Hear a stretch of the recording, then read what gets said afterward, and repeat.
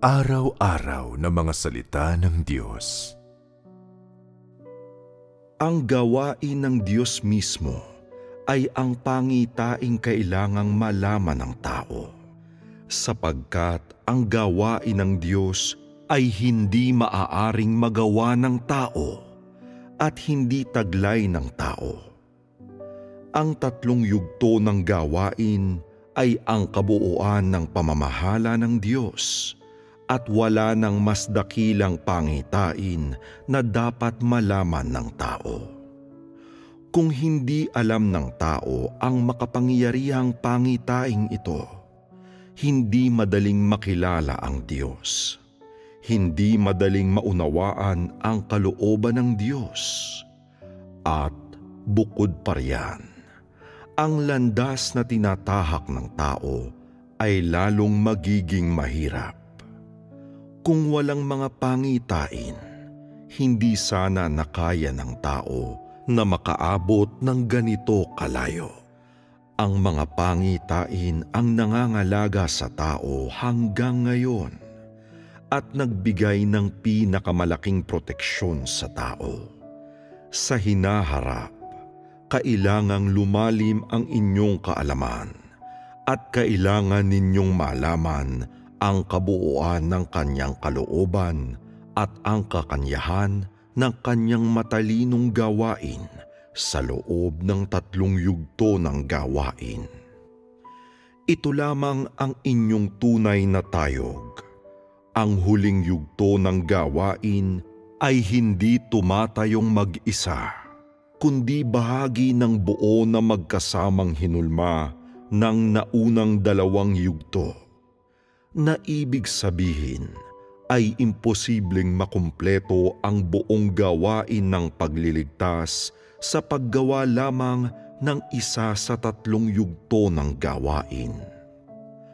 Kahit kayang lubos na iligtas ng huling yugto ng gawain ang tao, hindi nito ibig sabihin na kailangan lamang isagawa ang iisang yugtong ito ng mag-isa, at na hindi kinakailangan ang naunang dalawang yugto ng gawain para iligtas ang tao mula sa impluwensya ni Satanas. Walang iisang yugto ng tatlong yugto ang maaaring ipakita bilang tanging pangitaing kailangang malaman ng buong sangkatauhan, sapagkat ang kabuuan ng gawain ng pagliligtas ang tatlong yugto ng gawain, hindi ang iisang yugto nila. Basta't hindi pa naisa sa katuparan ang gawain ng pagliligtas, hindi ganap na matatapos ang pamamahala ng Diyos. Ang katauhan ng Diyos, kanyang disposisyon at kanyang karunungan ay ipinapahayag sa kabuuan ng gawain ng pagliligtas.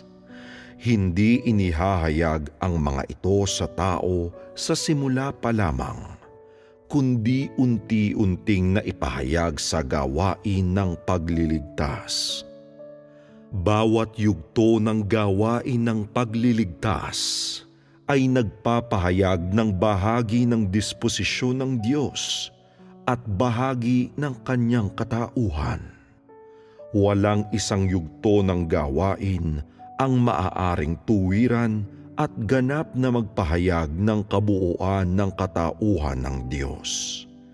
Dahil dito, maaari lamang matapos ng lubusan ang gawain ng pagliligtas kapag natapos na ang tatlong yugto ng gawain.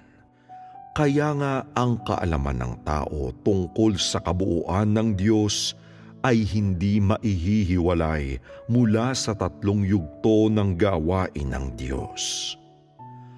Ang natatamo ng tao mula sa isang yugto ng gawain ay ang disposisyon lamang ng Diyos na ipinapahayag sa iisang bahagi ng kanyang gawain.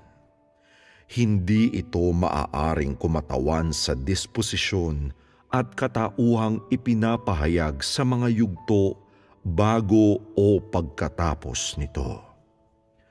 Iyan ay dahil sa ang gawain ng pagliligtas sa sangkatauhan ay hindi matatapos kaagad sa isang panahon o sa isang lugar, kundi unti-unting mas lumalalim ayon sa antas ng pag-unlad ng tao sa magkakaibang panahon at lugar. Ito ay gawaing isinasagawa sa paisa-isang yugto at hindi natatapos sa iisang yugto. Kaya ang buong karunungan ng Diyos ay nabubuo sa 3 yugto, sa halip na sa isang individual na yugto.